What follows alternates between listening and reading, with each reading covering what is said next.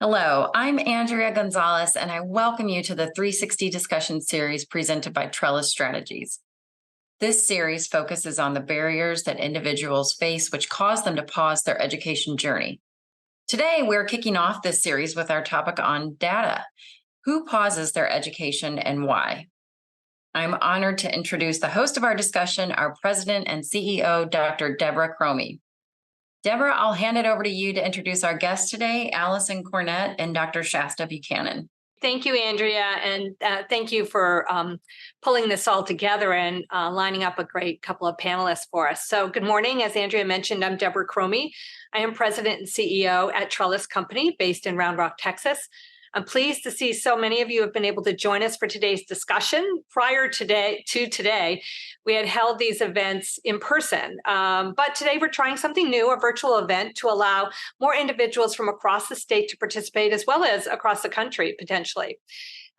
Trellis 360, our series, was started in early 2023 to bring together industry leaders for a thought-provoking discussion on today's higher education and workforce landscapes.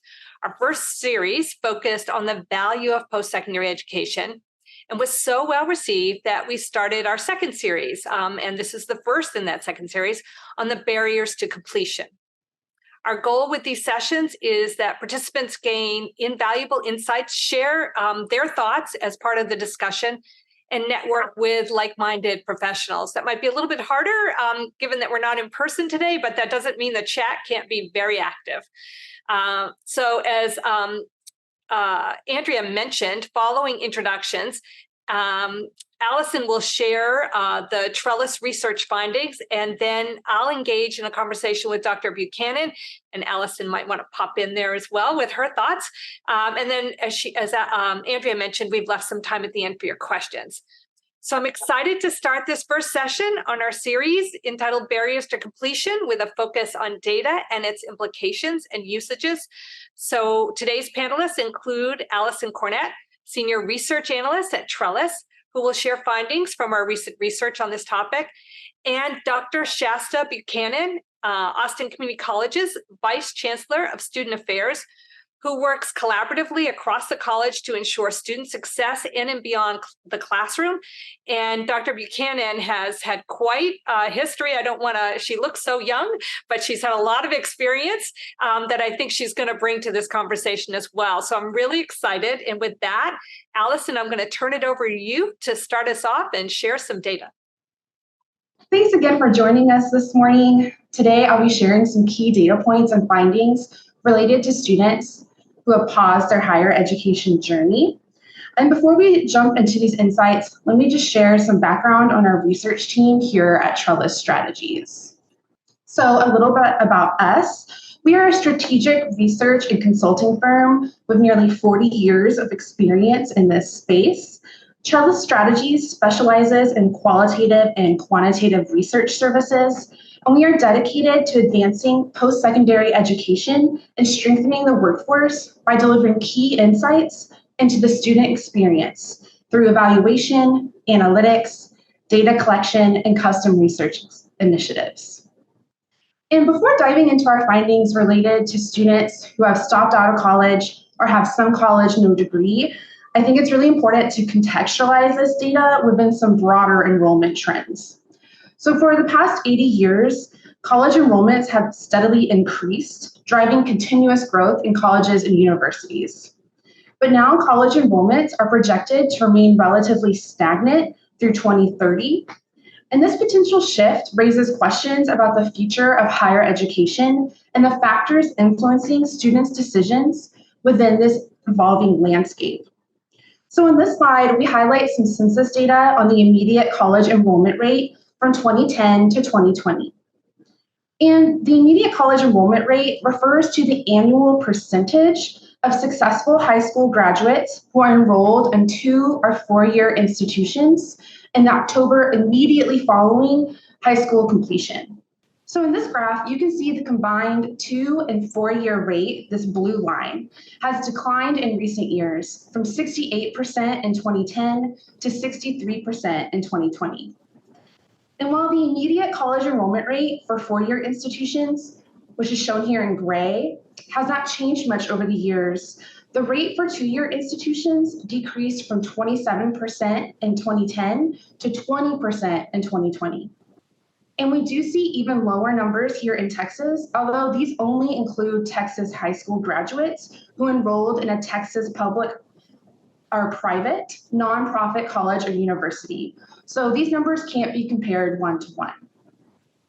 And while Texas ranks third in the nation for high school graduation rates, just 45% of high school graduates directly enrolled in college the semester following high school graduation in 2020. And outcomes are even worse for economically disadvantaged Texans. Roughly 1/3 of these students were enrolled in college the next semester, compared to around half of their non-disadvantaged peers. And the immediate college enrollment rates here in Texas also differ by student race and ethnicity. Black and Hispanic students were less likely to matriculate than white students. And you can see the immediate college enrollment rate by ethnicity and year. So the orange bars here highlight data from 2005, and the gray bars show our 2020 data.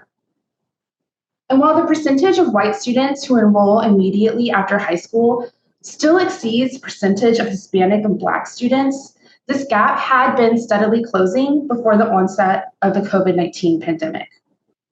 And in this chart, we can see that low-income Texas high school graduates are less likely to directly enroll in higher education. So a student is classified by the Texas Education Agency, or TEA, as economically disadvantaged based on their eligibility for free or reduced lunch. This is used as a proxy for family income, since the TEA does not have that level of information. Economically disadvantaged high school graduates in Texas are less likely to enroll in college. And this is true across all racial and ethnic categories, but is especially pronounced for white students, as you can see here. But it's also important to keep in mind that only 23% of white high school graduates in Texas are actually considered economically disadvantaged, compared to 68% of Hispanic and 65% of Black high school graduates. In fact, Black and Latino students from low-income backgrounds typically face the greatest financial challenges in accessing higher education. But why are so many students opting out of higher ed? So there are many reasons behind declining enrollments. For many students, getting an education after high school is just too expensive. And this is not surprising, given that the cost of attending a four-year college full-time has increased 180% since 1980. In fact, here in Texas, an in-state residential undergraduate would have to work 75 hours every week of the year to pay for just 2 semesters at a Texas public university and 57 hours a week for 2 semesters at a local community college. Cost is not the only deterrent here. Students are also more skeptical and less confident on the value of post-secondary education. Students want assurance that they will see both social and economic returns on their investment. And with certifications, stackable courses, work-based training, and video sharing platforms like YouTube, there are more education options available to students now than ever before. These expanded educational pathways have enabled many to pursue licenses and certificates outside of the traditional college or university setting, offering a more flexible approach to their learning journey. And more potential students are also directly entering the workforce and skipping the higher education path altogether. And although those with only a high school diploma have higher unemployment rates and lower earnings than their counterparts with more education, we see that approximately 17% of young adults, so those who are 18 to 24 years old, are done with school, at least for now, and are fully participating in the workforce. Students are also hesitant to disrupt their lives and routines for college, especially those who may already be employed. And this really aligns with the reality of today's college students, many of whom are caring for their families, working part or full-time, and are financially independent. And family and personal reasons also play a role here. Financial constraints, needing to care for family members, and maybe a lack of interest in attending higher education altogether can also influence someone's decision not to attend college. So this data is really telling us two things. One, that the number of students entering higher education is declining, and two, that millions of students are prematurely exiting their institution without a degree each year. So why do these students stop out with some college but no degree? So first, let's look at the prevalence of this issue. According to the National Student Clearinghouse, 40.4 million Americans had some college, no degree as of July 2021. So these are students who have attended a college for maybe a semester, a couple of semesters, maybe they're only a semester away from graduating, but they had to leave and have not re-enrolled and they've not finished their degree. So this increase to 40.4 million is an increase of 1.4 million from the previous year due to a lack of re-enrollment from the 39 million previously identified some college no degree students, plus 2.3 million new stopouts. So of these 40 plus million students, nearly 3 million are considered potential completers, and they've already made at least 2 years of progress in their last enrollment. Additionally, compared to the previous year, fewer students re-enrolled, earned a credential the same year they re-enrolled, or persevered into their second year of re-enrollment. And the annual re-enrollment rate also fell from 2.4% to 2.1%, meaning just 864,000 of the 40 million students re-entered higher education that year. So this is obviously a widespread national issue, but what do these data points translate into for our institutions and our campus-based partners? At Trellis, we have a self-reported online survey, the Student Re-Engagement Survey, that is used to capture the reasons students are no longer enrolled, as well as how institutions can re-engage eligible stopout students. Since 2018, we have fielded this survey more than 30 times at over 25 unique colleges and universities. So this questionnaire is about 30 questions in length, and it takes students an average of 10 to 12 minutes to complete. And it asks students to provide input and feedback on their experiences at the institution, and also lets them write in to explain why they initially decided to go to school, as well as why they left, and how the institution can help them re-enroll. So the findings I'll be talking about today are from our most recent cohort of surveys, which were administered from 2022 up to the present. And I'll be covering some key findings from re-engagement surveys we fielded at 11 unique institutions in the last year. So this is at 5 two-year colleges and at 6 four-year universities. Survey invitations were sent to 35,396 students who stopped out or dropped out in the last 5 years. Ultimately, 2,151 former students responded for a response rate of 6.1%. And a lower response rate can be expected when surveying students with a low sense of attachment to the institution in question. But it's really great that we were able to get this level of data. On this slide, we have the 5 most prevalent reasons students provided for stopping out of their most recent institution. And not surprisingly, we see the primary cause of student attrition was personal financial issues at 43%. Unexpected costs, high debt burdens, and other financial issues can significantly impact a student's ability to afford tuition, housing, textbooks, and other essential college expenses.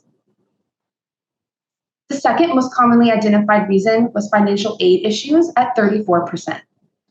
Complications with financial aid applications, delays in disbursement, unmet need gaps, and inadequate aid can all hinder students' abilities to finance their education and meet their financial obligations.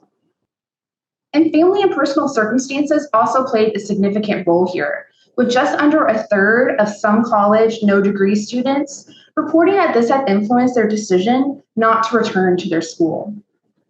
Family responsibilities, health issues, both physical and mental, caregiving responsibilities, or other personal issues can all disrupt a student's ability to continue their education.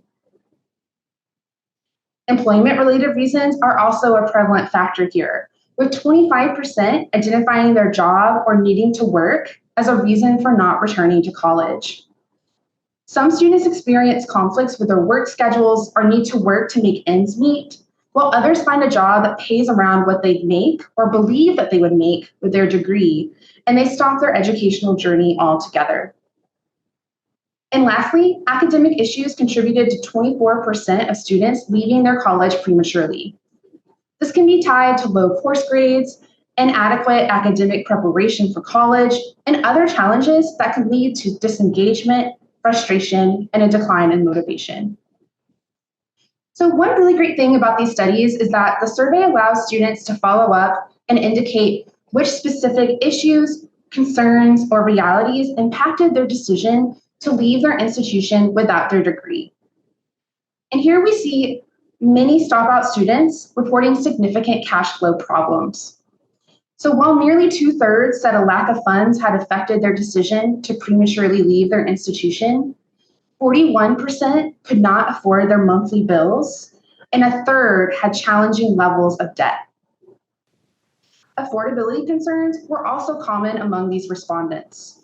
And it's not surprising that these students are having to walk away from higher education when 48% reported that tuition was more than they could afford. Additionally, nearly a quarter indicated that their family was no longer able to contribute to their educational costs, which may translate into their expected family contribution, or EFC, being higher on paper than in reality. And I always like to center my work with real student voices. So here we highlight some quotes from survey respondents related to these types of financial challenges. Unfortunately for me, the main reason for leaving the institution is funding. I do not qualify for financial aid, even though the cost of living in Texas has increased. I couldn't pay for my classes any longer. And this next quote from a single mother exemplifies how a low income combined with an overall lack of funds can derail plans. I have not finished my courses due to funds. I am unable to continue because I'm a single mother who needs to pay tuition myself and also take care of my bills. My job does not provide me enough for all of that. So like our last respondent, 32% of respondents had personal or family circumstances that factored into their decision. Family issues were common, with 57% relating that their family responsibilities had changed or were a challenge. And 50% of students who indicated family or personal challenges had influenced their decision to not return to college had experienced issues with their mental or emotional health. And 24% felt alone or isolated. Mental health struggles among college students are well documented, and they can include elevated levels of stress, burnout, anxiety, and depression. So in these surveys, students described a range of personal and family challenges that had contributed to their stopping out. One respondent shared, "I experienced death in my family. My parents are elderly and require my assistance, plus I work full-time. I hope to re-enroll by the next spring semester." And another student said, "Being a full-time student and majoring in a field I wasn't fully excited about took a toll on my mental health, which resulted in severe anxiety and depression." And like the first student quoted on this slide, who shared that they hope to re-enroll in college by the next spring semester, many of these respondents plan to return to higher education, but as we saw earlier, few students are actually re-enrolling each year. And this brings us to my last set of findings, which are centered on re-entering higher education. So in the survey, we asked students to indicate if they had talked to a staff or faculty member before stopping out. And we found that only 18% of respondents had discussed their plans with an employee of the institution before leaving. And this can be a lost opportunity for students to explore alternative solutions, understand the academic and financial consequences of their decision, access support services on campus while they're still eligible, and make informed decisions regarding their education. So while less than 1 in 5 talked with someone at their institution before departing, nearly half plan to re-enroll at the same institution at some point. But from that National Student Clearinghouse data that we touched on earlier, we know that only 2 to 3% are actually successfully re-enrolling each year. So there seems to be a disconnect here between the intent to re-enroll in higher education and the reality that these students are experiencing. So what is driving this disconnect? Simply, it is really hard to re-enter higher education after hitting that pause button. Some of the main challenges include students not fully understanding what is required to re-enroll, a lack of follow-up and communication from their former institution, and complex re-enrollment processes that usually entail a lot of paperwork, maybe meetings with their advisors, and navigating bureaucracy, all of which may be too much for a student to deal with when they're often juggling a full-time job, maybe caregiving responsibilities, and other duties. And further, as we saw earlier, there are a lot of financial barriers at play here. Some students may not have the funds to pay an application fee or settle an old balance, preventing registration. So essentially, a lot of what is preventing students from re-engaging in post-secondary education boils down to informational and communication barriers, administrative issues, financial need, and of course, those personal factors.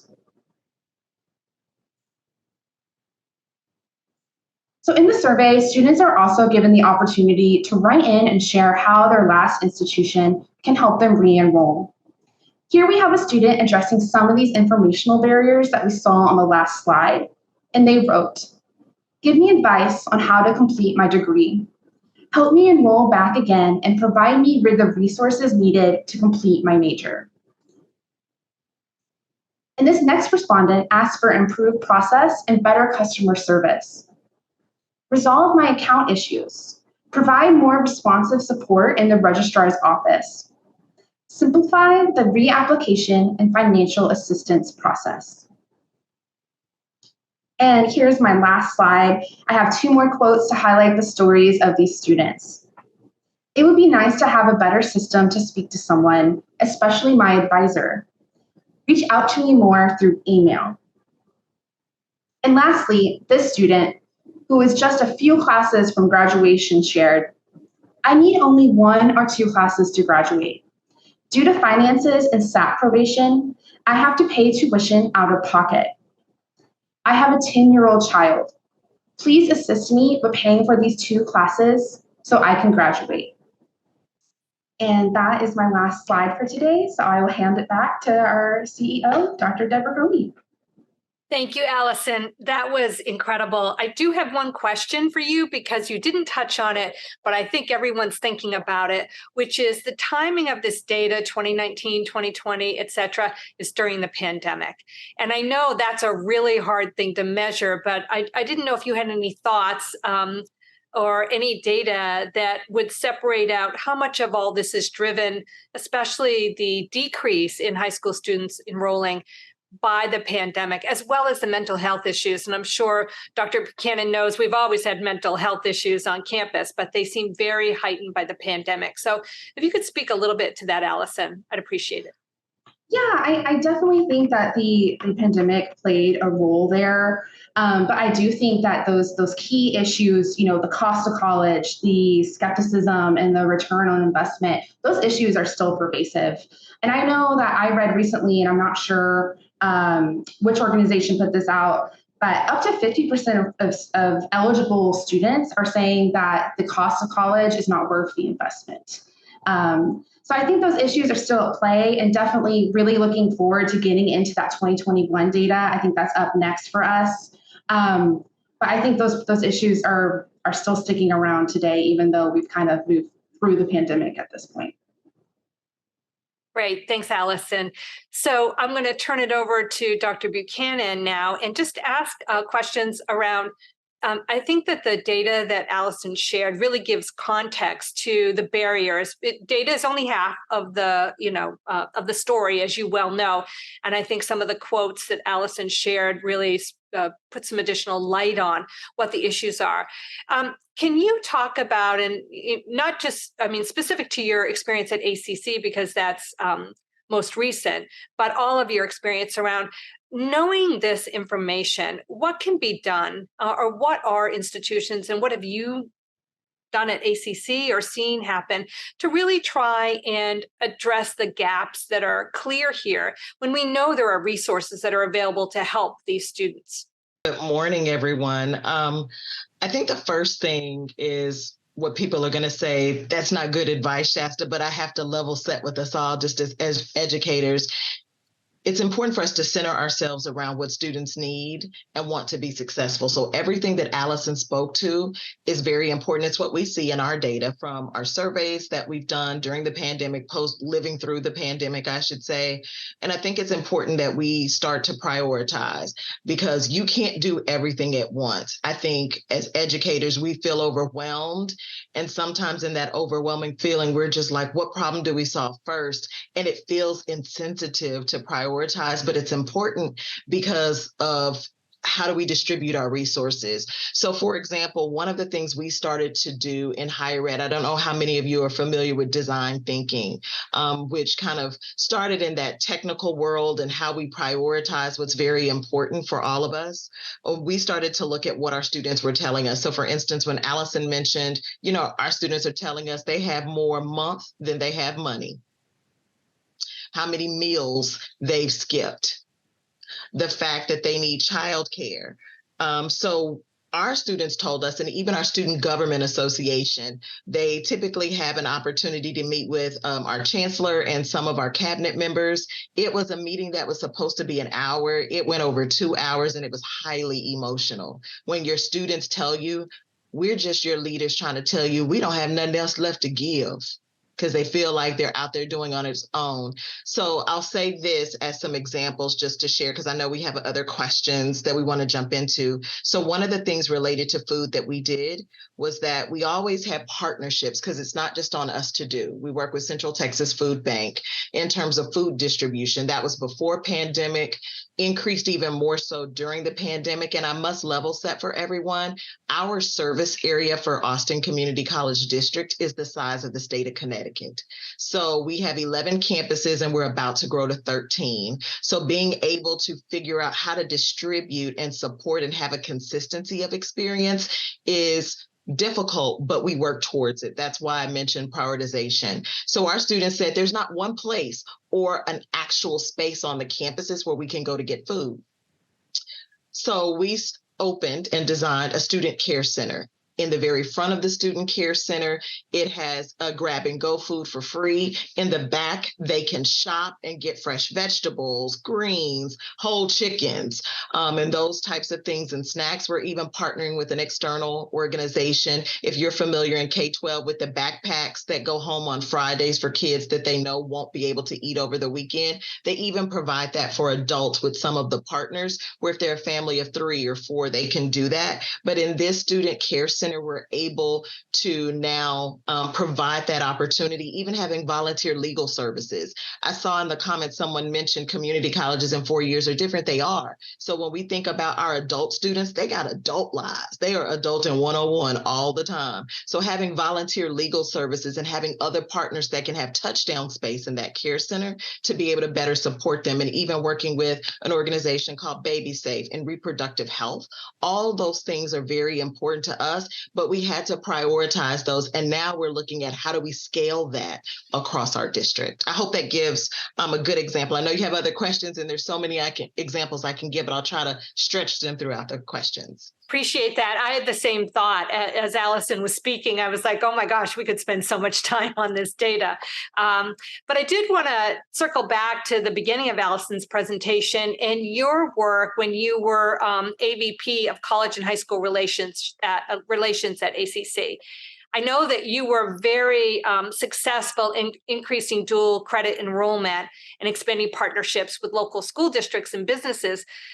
where does the most of the synergy exist, and what relationships have generated an effective platform for talent development and removing barriers to completing training programs? And as part of that, I'd love for you to talk a little bit about the fact that I think what we're seeing now is that post-secondary education is not linear. There are people who maybe go to work and then take a course and then work some more and then take a course. So I'm just also wondering if this is becoming the norm, and that we shouldn't be as concerned, or maybe we should be, about the fact that we aren't seeing so many people go directly from high school into college. I think the first thing that we all had to understand as an institution and as a partner in this work is that sometimes adults create our own barriers to our young people trying to be successful, because we don't want to change what we want to do. We want to figure out how to make it work within our schematic. So we had to level set. Y'all will hear me say that word a whole lot. We had to really first understand who are all our stakeholders. I shared in the previous question that it's not on one entity to do, but we have to figure out who are all the right people in the room, and we all need to speak the same language. Some of the best advice that I received is, if you want to do this work in K-12 and partner, you sure better know how to speak K-12 language. And so having to understand how they work, what measures and student outcomes were important for them, what outcomes were important for us. And then when we introduce the business and industry partner, it's important to understand the outcomes that are important for them as well. In the state of Texas, we have this thing called high school endorsement areas. I would, in a normal sense, if we were in person, say, raise your hand if you've heard that. So I'm going to virtually see some hands up. So with high school endorsement areas, it's almost like a student in the 8th grade in middle school is choosing a major, even though they have the opportunity in high school to change that, reflect some. But what happens in 7th and 6th grade to prepare them for that 8th grade opportunity? When we first start coming together and we sit in a room, the first question we ask our K-12 partners, tell us first what your data says in terms of the high school endorsement and career clusters your students are most interested in. Because building for the sake of building makes no sense, because then the students are saying we don't want it. We tried that, we failed. We started what we call career academy. Students can earn in high school a level 1 or level 2 certificate in a high demand, high wage career as defined by our Workforce Commission in our region. So we chose building websites. Students were not interested. They wanted coding. And so we missed the target because the adults got in the way. We told them what they wanted as opposed to looking at the data and the students telling us what they wanted. So we all sat in that space. But what we learned from one of our industry partners that was an electrician, we as a college actually sunset our electrician program. If you're familiar, you have to have a journeyman scholarship. So that particular program is uniquely tied to an industry partner. So we sunset it. When this industry partner came, we brought it back into our program of study because that industry said, my industry's aging.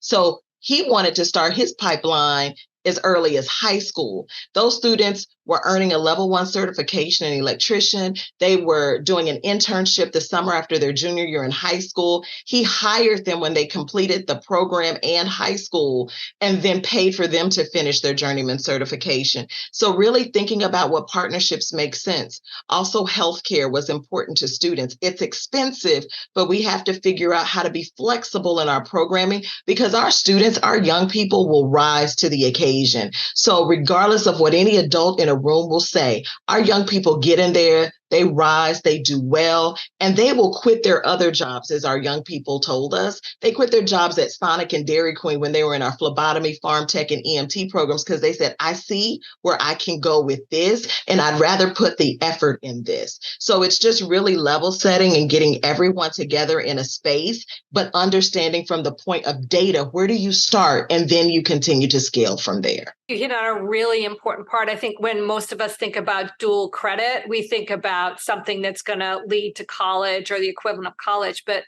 your point about certifications and thinking about all the different careers that are out there, and particularly focused on what students are interested in, is really key to the success of the program. So really excited about that work and what's happening there. I am going to deviate a little bit and just talk about or ask you about the fact that those that go from high school to college are probably the minority, right, of those that are going into college. We have so many adults that are figuring out, even with Allyson's data about re-enrollment, that there are a lot of people who stop out and come back. And I think you talked about the support that's needed for them. And so I go back to some of the comments that were shared by Allyson, and thinking about the personas of the individuals that are in school as adults, whether they are an employee who's trying to balance work and school, whether they are a caregiver, either of a small child, a single mom, or elderly parents, and how we support those individuals to sort of completing their degree. I mean, I felt for that poor person who is like 2 credits away from completing, and what can we do to, minimize the noise and help them to complete their program and move on? Thanks for that. I'm going to take us back real quick, and then I'm going to take us forward based on your question. One of the things we had to do at our college, and I'm using that as an example, not to say that we're perfect, but just to kind of tell that story of how we had to get and still are working to get to where we're going. We were looking at our data. But data, it informs us so it can be actionable, so we can be responsive to it, not just so we can have a bevy of data, right? And so at our institution, we were finding ourselves being data rich, but we were not as responsive and as quick as we needed to be in all things. Fair, transparent, honest statement. So when we started to collaborate with our Office of Institutional Research and Analytics, they were sharing with us that our Black students, their DFW grade rates were higher than any other race and ethnic group in the college. So when I asked our deans of student affairs on our campuses when they did their presentations to my leadership team, they were seeing some of the same trends across the campuses. In my mind, I was like, okay, so this isn't unique to a few campuses or a few pockets throughout our region. We're seeing this across. So what happens? So then in partnership with our OIRA, they developed dashboards that our deans of student affairs on each campus could see, our advising supervisors and our advisors can dig in deep behind and see how are their students persisting and how are they completing their programs of study? Because it's not important for just me to see it or the dean on that campus to see it. Our teams have to know how their students are moving, because we need to be able to make some decisions or request or bring students in to know how do we create interventions in front of. And so one of the things when students are onboarding into ACC, we had a work group of staff that chose in our persistence and completion that we should go towards a needs assessment survey through Noel Levitt's College Student Inventory, which allowed us to know what students' receptivity to help how they score, lets us know what childcare, if they need childcare, it lets us know, are they struggling financially? So how we look at that data and empower our teams to be able to do that helps us know what other larger scale things do we need to create across the college. So one of the things that we've looked at is scholarships.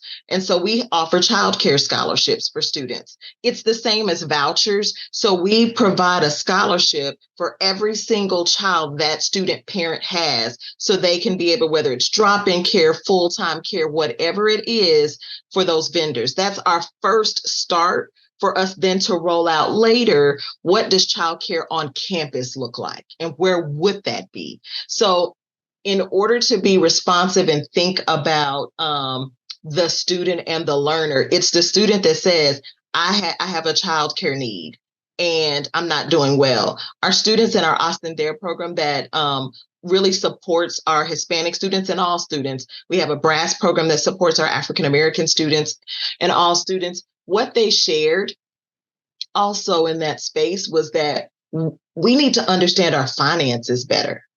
So as a college, we said, okay, well, we can offer workshops, but, our students kind of, if you're familiar with as students speak, so I'm gonna do a student speak, as they clap back and say, that's great, but we need a little bit more help other than workshops. So we partnered with a bank here called UFCU, and we have a rainy day savings fund that provides seed money for students to start their savings and checking account. And it helped them during the pandemic because it was raining during the pandemic. So it was the time to use it. So really, and I'll stop there just saying, how do we go back and look at the data, understand what the students are saying, and then how are we responsive to that in the services that look totally different than when many of us were in college? I agree more. And I think it's fantastic what you're doing. We've heard through our conversations across the state of Texas that many institutions are doing some similar types of things. And I think it's really tied to endorsement at the top of the organization and having that support that allows this to occur. And it's great for students who have enrolled, but how do we get the message out to those who have stopped out or are saying, I can't do it because that there are all of these support services available to them once they enroll in different institutions? I will have to share that it's different modalities. Emails are great in the communication structure and flow, but I know many of my colleagues will echo my sentiment when I say, that there is only so many students that respond to emails. And that my colleagues here in the space will say, we also know that the students that come to us many times, because I've heard our teams talk about it, are the students that were always going to come to us for help and support. So when we think about Stop Out, remember I said earlier, we can't do it all by ourselves. We look at writing grants. We look at our partnerships with Trellis and others that help us with call campaigns, and really sitting down and saying, how many students do we have stop out a year? And then in what programs? And where should we start? So one of the things for us, one of the grants that we wrote allows us to start. How do we start with our high demand, high wage careers for those students that stopped out? How do we make that available? And because working with students that stopped out, it's a lot more to case manage that individual stop out student, because we need to understand how do we remove the barriers from the point of, if you think about Allyson's data of talking to someone in the student admissions and records office to getting through any holds that they may have or financial barriers. So we have to chip away at those things, but we also have to case manage them a little bit differently once they do re-enroll, because you just can't open the door and say the door is back open, I hope you figure it out. We have to have an agreement, the advisor, the coach, whomever is working with that student, and the student to say, these are our check-in points with each other. We have to agree how we're going to do that, but all the way from the top, we have to resource it. But I will say to my educator colleagues that are here on the call or listening, it's important as we share that information up, how do we use the data that Allyson presented or the data that you have in your institutions and talk about what problem are we trying to solve, and also how we're going to scale it. The leadership wants to hear how it will be scaled, because helping 20, how do we get to 200, 1,000, 2,500. The scaled approach is important. And I think sometimes, and those are the things that, when I work with our teams, we coach on, because we have to know, I agree this is important, but we have to also know what problem are we trying to solve and what does the timeline and roadmap look like to scale, because we want to reach many, not just a few. That's a great point. And going back to thinking about the students and where their heads are at, when we held our basic needs summit earlier this year, one of the conversations we had was around the fact that there was a food pantry on campus, but students weren't using it. And when we inquired and learned more, we found that many were concerned about the stigma that was associated with walking into a food pantry, right? So that's a piece that you only uncover if you go deeper, right? And understand that it's not just enough to make it available, but make it available in a way that preserves their dignity, right? And absolutely. And that was the point of to use just that example, that was the point of the Student Care Center. When we were developing it, it was, where is the location for it to be? Because, I know some people say, okay, well, y'all have all these resources at ACC, but it doesn't mean that we did everything right all the time. And so we literally, our food pantry was just that. It was a closet and a drawer. No, we needed to identify space to renovate for the dignity of students, and the location that it's on our campuses is in a place where students can come in and go out and not have to go all the way through a campus to find that space. It becomes very important. I appreciate that. That's great. Thank you. I wanted to switch gears just a little bit and ask you to talk about how Austin Community College works to provide credentials of value to the community, and how you engage employer community in the ACC curriculum and ongoing student job seeking efforts. I know that you all do a lot in that space. I'll mention a partnership that we have with Apple. It's in coding, their Swift code, and how we came together. Many of you are familiar and aware with, we do need advisory teams that include industry, our faculty, and our leadership, so we can sit down in a space. It's important for us to understand what are our current needs related to workforce, but also what's the future of work. And so we all have to, if y'all will let me have a moment of transparency, we can't ego trip when we're in those spaces. We have to be willing as educators and also our business and industry partners to be able to listen and learn from each other, because at the end of the day, our students suffer when we don't all come into that space and remove our titles and just understand from the perspective of, this is what we need and these are the skills that we need. So when we start thinking about micro-credentialing and those level 1 and 2 certificates becomes important, because if we take ourselves back, some of our students struggle with the ability to demonstrate college readiness in the state of Texas. And so that Texas Success Initiative or any other assessments that enable them to do that makes it hard. So sometimes placement of a program like level 1 certificates, so then they have more time to demonstrate readiness and go through workshops or academies or whatever they are to better help students demonstrate readiness, and then they can scale into and stack into that associate degree completion becomes important. So being very creative, but understanding the needs of students as we look at the data, because we also know in our data that our students struggle with that, particularly our adult students. So Apple Coding, we sat in a room, we all came together with Apple and with our instructional team and faculty to talk about, what does this level 1 certification in Swift code look like? And then how do we work on that together? And then we built the pipeline to also include our K-12 partners with that for a level 1 certification. Because again, dual credit, because I believe everyone can go to college, whether you want to go into a transfer program or you want to go straight to work and go through workforce or CTE, you can go to college. So we wanted to create the early access to college for the 21st century for high school with that level 1 certification, but also for our adults. One of the things our provost, the brainchild of our provost here at ACC, she created this program. It's a high research focused program called Transform Ed, and it's really about the future of work. We have a student affairs swim lane. We have an instructional swim lane, and then we have a teaching and learning. And we're all doing these deep dive explorations with these 17 members in each swim lane to really get laser focused on the jobs to be done for our students, and really thinking about, if we were to rewrite how community colleges do this work, what does it look like? If we were all put in a space that they said, you're starting the next institution, what would be the instructional focus as we think about generative AI? What would be the focus when it comes to the future of work? How would we support those students differently? And then also having partnerships with a purpose.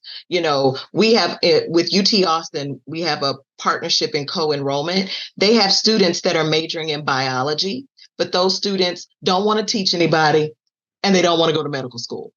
We have a biotech certification So those students that complete that biotech certification typically are grabbed right up into the workplace. So now when we think about those partnerships or the teacher ed partnership, we have adults that they are not moving from Austin or Central Texas. So with Texas Tech, we have a Tech Teach program, 2 years to complete the associate's degree and 1 year and 1 month, so 13 months for them to complete the bachelor's degree here in Austin. And the industry partner will be our school districts like Austin Independent School District. So we have to think differently because our students aren't as mobile when they're adult students with real lives and families, or they're caretakers for their parents or whomever. So we have to think differently about how we partner. And last, if I can just share this, Dr. Chromy, we have our staff went to a conference several years ago, and they learned about a program called GROW, Guided Reflections on Work.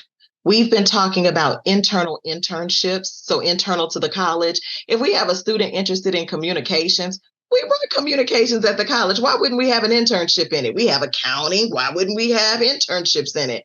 So our team went to that conference and told their leadership in our area, we can do this. So it's now called, we have an ACC Grow, and that Guided Reflections on Work, they help the students get an internal internship. It could even be in automotive and working in the shops. And then we train the hiring manager, the department chair, or the advising supervisor, the communications director on how to develop a framework. So then it's consistency of the internship experience. And then they have workshops for the students in the program to transfer those skills into their resume and how they coach them in the interview to be able to showcase that. So just thinking differently about how we support all students becomes very important. That is fantastic that you're doing that. And I loved everything you just shared. I did want to ask you to expand a little bit on two pieces. One is, the employer role from a financial perspective. So we here, especially in Texas and in Central Texas, need a lot of people with specific skills for jobs now that are and in the future. Have you seen employers willing to step up and help on the financing side? Because then we have people who don't have enough money to go to school. And so we've got people who need them with skills. We've got those that want skills. These guys have money. These guys don't. Have you seen them stepping in to help fill that gap for students? Absolutely. So I'll do my virtual question again. How many have heard of a Promise program? So our version of a Promise program is called Career Scholars. So remember, I said we had to think differently about how we partner. Many Promise programs, not all, but many that we have heard of, they are last dollar scholarships. If you think about Allyson's data, she talked about the fact that the financial barriers for students to either start or complete were really something important to our students. So we had to think differently. We made our Career Scholars, which is different than the Academy program I shared earlier. This is a scholarship program. We made it a first dollar scholarship, and it's $5,000 for 2 years, over 2 years. So Career Scholars, the students have to have a demonstrated financial need. They also have to major in a high demand, high wage career as determined by our Workforce Commission in our region. And then if you know anything about how you award a package for students, you award the scholarship first. If they're Pell eligible, that's an entitlement, so they will get that. And then the other grants, whether state or federal, are sliding scales. So we wanted to put the money up front because one of the things we recognized was just being focused on tuition and fees was not enough. Students are trying to fulfill the cost of attendance that institutions have to federally report, both federally and statewide, not just the tuition and fees. So I say all that to say that it wasn't just on us as ACC to fulfill that promise through Career Scholars, but then we started to partner with Michael and Susan Dell Foundation. They gave us the seed money to have staffing for Career Scholars. National Instruments, NI, for students interested in electronics and robotics, their partnership, they named 2 to 4 a year. That are Career Scholars through NI. Those students get a guaranteed internship that starts the first semester they're in college. And their package is $72,000 over 2 years. So that includes the part that we play in financially supporting the student, the part NI pays to support the students, as well as the internship. When the students complete the degree with us, NI hires them into a promoted level at NI. We have a consortium through the Continental Auto Group with different car dealerships around here. We have a Samsung, HEB, they're all named partners for Career Scholars. So they are looking at that, and they're looking at that model with, we know that school plus work equals success, because now the student can say, I can actually do this work and I don't have to be an imposter, because whether we have adults changing careers or students coming direct from high school, they may not have lived in these environments, worked in these environments. So getting them started with real job opportunities matter. And so last but certainly not least, with this particular partnership, we're getting ready to go into 2.0 of this scholarship to now scale what that looks like for all. That is incredible. That's fantastic. I love it. And I wonder, as we think about it, specifically in the community college space, but maybe in the four-year university space as well, if this isn't the model going forward for a particular population of making sure that access is available to everyone and finances does not stand in the way of being able to move forward. Absolutely. And I think it goes a long way with our business and industry partners when you think about the ACC Grow, as well as Career Scholars, that they see us making an investment in our students. So then when we're working with them, we're making an investment, but we need your help and support so we can supply the workforce with what they need. So it is a shared approach, as opposed to saying, you do all of it for Career Scholars. No, you can name some, because we can find other partners to make this work. Yeah. And I think the other part is, I think you'll agree with this, when you invest in a student, they appreciate it. It's like saying, I believe in you. I know you can do this. And that sometimes is more powerful than anything else. Let me tell you, one of our students, Marco, I use him as an example a lot. It goes into personas, but Marco's a real person. He was one of our first NI scholars, and he said the first day he went to work, remember, first semester of his college experience, and his manager walked out so he could get his badge and get the tour. He was like, are you ready for your mind to be blown? Marco said, what did I just get myself into? But again, when we are responsive, remember I shared at the very beginning when you were asking questions, our students are telling us something in the data, whether it's a survey or how we see them in there. If we're not taking action and being responsive to that, then we are not helping solve and remove the barriers that they've expressed to us.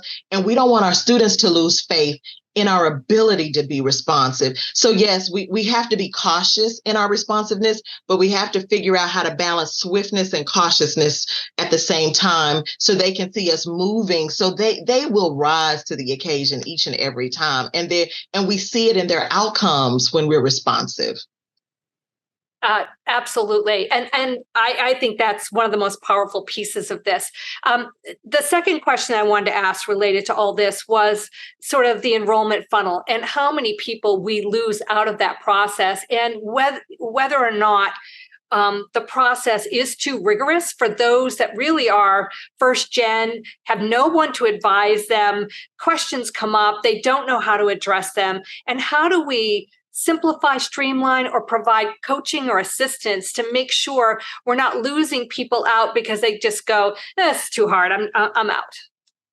Oh, that's a wonderful question. One where we have been working on for quite a while at the college, and we finally partnered. We commissioned consultants to help us with the framework.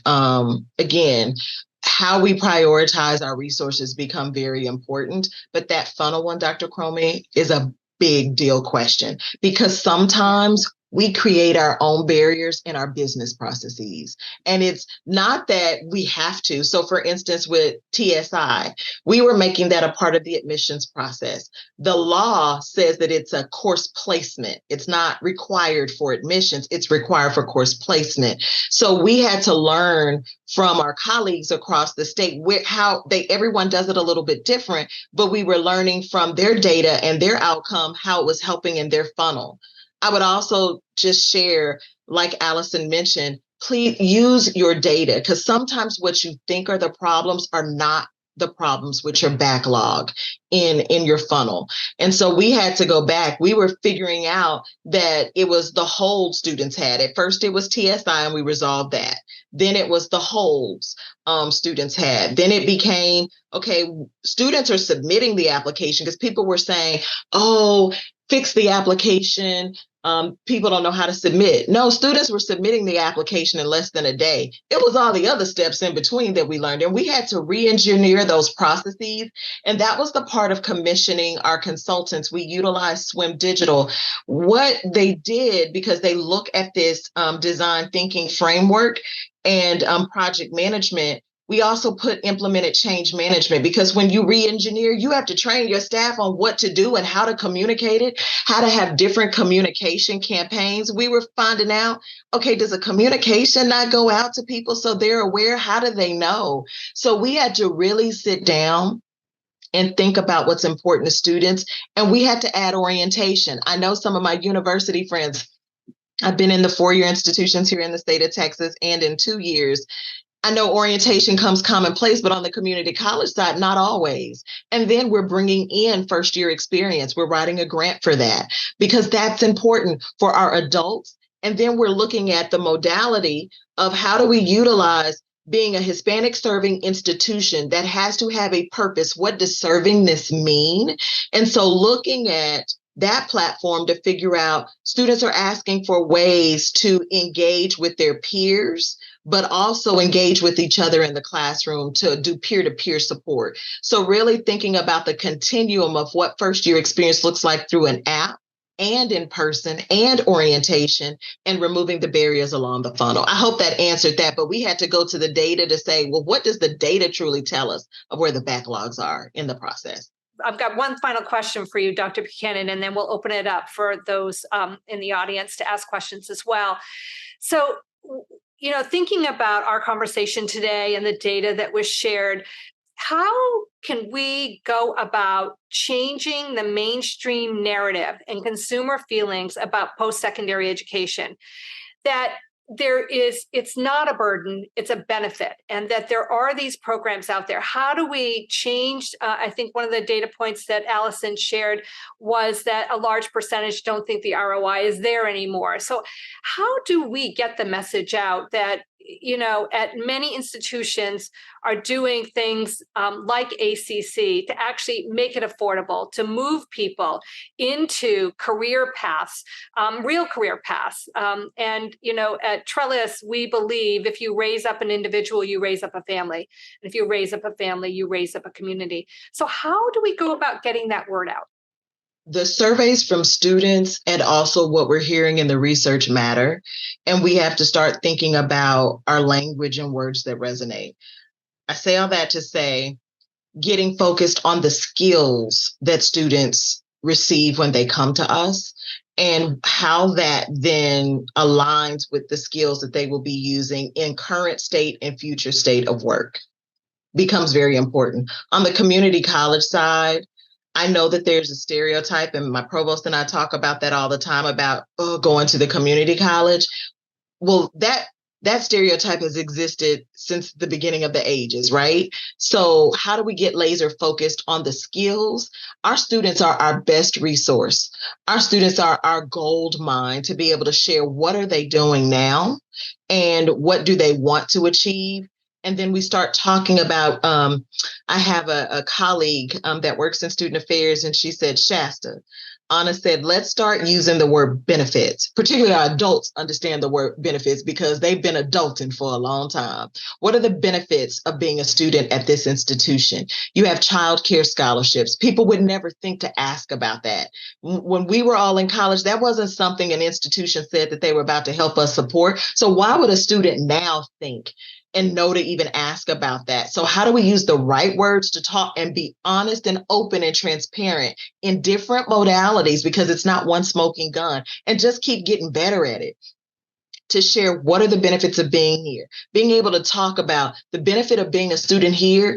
If you need food to support you and your family while you're in school, we got you.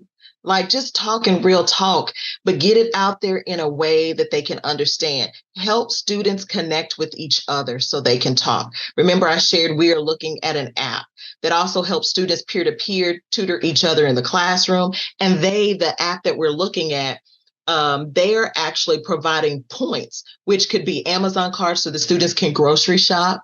One of the institutions that's using that app, the parent was using the card so they could buy diapers because they were earning points because they were helping tutor students in the peer-to-peer model that they have. So just one, talking about the benefits of being a student is important, aligning ourselves with the skill set, and then finding multiple modalities to be able to do that and talk about your partners. I know some of you might feel like I name dropped with Samsung, Michael and Susan Dale, but these are my buddies and partners. Like at the end of the day, we couldn't do these things without them. You heard me talk about the consultant we commissioned. We can't do that work without them. So being honest about who's on your A team, who's on your B team, supporting you to be able to wrap our arms around the students. But we have to really think about even our marketing, how we talk about it in words that resonate with the people we're trying to serve. It becomes important. That's great. Thank you, Dr. Buchanan. I have more questions, but I'm going to open it up to our audience. And Andrea, you're going to help me to facilitate this. If there is anything that I could share, being proactive in this work matters. And I shared at the very beginning, we don't claim to have all the answers. We're learning as we are learning more from our students. And so I saw one of the participants talked about very few students, speak to their staff, speak to our community college staff before they stop out. It's very true. Sometimes it's that silence. They go silent on you. They go dark because it's just overwhelming and too much. So we also recognize that sometimes, again, remember when I said we had to partner with our research analytics team when they built our dashboard. So not just a dean on each campus and the advising supervisor knows what's going on, but we need our teams that work right with the students to understand the case of students they're working with, to know how they're moving. How do we work with our instructional partners to know when is the content heavy in a class? Where do you see that this is where students struggle the most so we can partner and embed supports in the class? We can do that at the beginning of the class. So we have embedded supports in the very, for our online courses. We have a teaching and learning facility called the Accelerator where faculty can teach there and have embedded supports in person for students.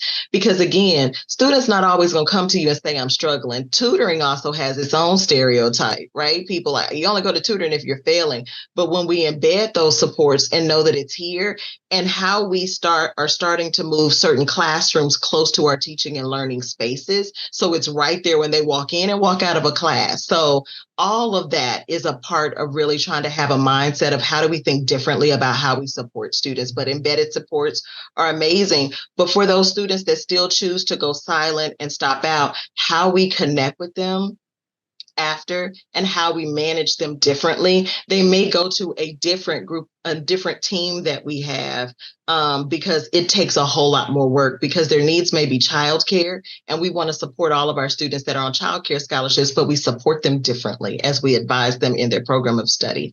I think peer support is so important to this process. And I go back to some of the other work that I've seen across the state and how important it is to integrate with trusted advisors in the community. So some folks go to church groups, they go to community leaders, and I think the app that you're developing is great, but I also think all problems can't be solved with an app. A large group of them can.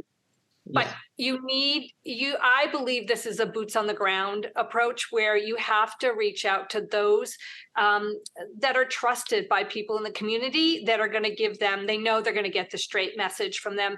And that's another way that we get the word out to a population who doesn't see themselves in that role of college going, right? But the reality is everybody, to your point, everybody should see themselves in that role because it means different things in different environments. Absolutely. I have a meeting in a couple of weeks with a student I met last week, and she was sharing, I just want to be able to figure out, is there a space we can go on campus? She's a parent. And with other parents, because maybe some of us can bring our kids in this space while that parent goes over there in the corner and can study. And then our kids are all gathering together. Even our partnership with Austin PBS, because they want to have programming so our student parents can have something educational for their students to be engaged with while the parent is trying to be even in their virtual class. I know we all talk about screen time for kids, but we're all trying as a community to figure it out. And also, just with our app, that came from the mouth of our students, from our Student Government Association. And so how are we being responsive to the student I met a couple of weeks ago and the SGA that spoke to us, where we were all in tears because they were like, we're tapped out. And they were asking for a way. I'm on, our two campuses could be 50 miles apart, the one from the furthest south to the furthest north, but they're in the same area of study. How do they engage and connect? Because likely they ain't gonna see each other in person, but they want to be able to find each other. So we're trying to be able to balance both, and if that makes sense. That's great. Sometimes it is a faculty member who is noticing something different in a student's behavior. And I'm assuming, Dr. Buchanan, that faculty also have an ability or a path to bring to the attention of the administrative staff that, haven't seen somebody with really good students or not showing up as much, or, to be falling asleep in class, and that's not their norm. And, We have an academic alert. Our faculty said they did not want it called an early alert because the alert can happen at any point in a semester. Right. And so they have an academic alert, because one of the things that we share with our instructional colleagues is that it's not all on you to solve. Even though our students spend the majority of their time with you, it's not on you to solve. And we don't want them to feel like, oh my gosh, the student is saying they're in crisis, and I've got to figure it out. No, we have a team that can support them. And then how we circle that loop back with the information that we can share back with the faculty, we will do so.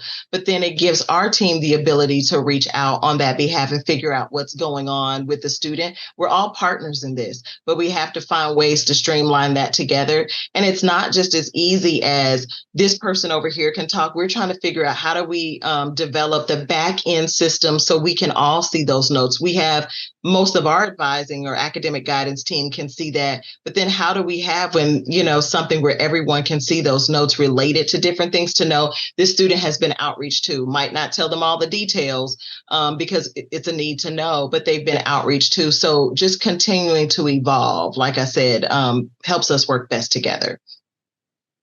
So I do want to, and I know Andrea is going to do this as well, but I want to thank you, Dr. Buchanan, for sharing your thoughts, insights, what's happening at ACC, very exciting.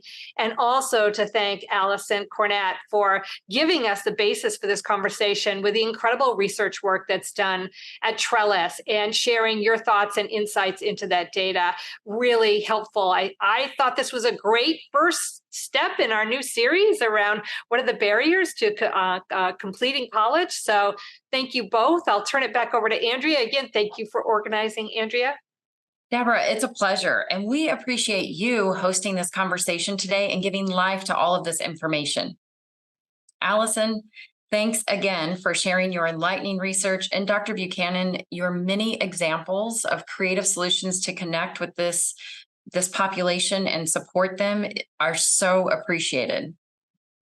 On behalf of Trellis Strategies, thank you to everyone who tuned in today. We hope you'll join us for our next discussion on November the 7th. Details are on our events page located at trellisstrategies.org. Take care.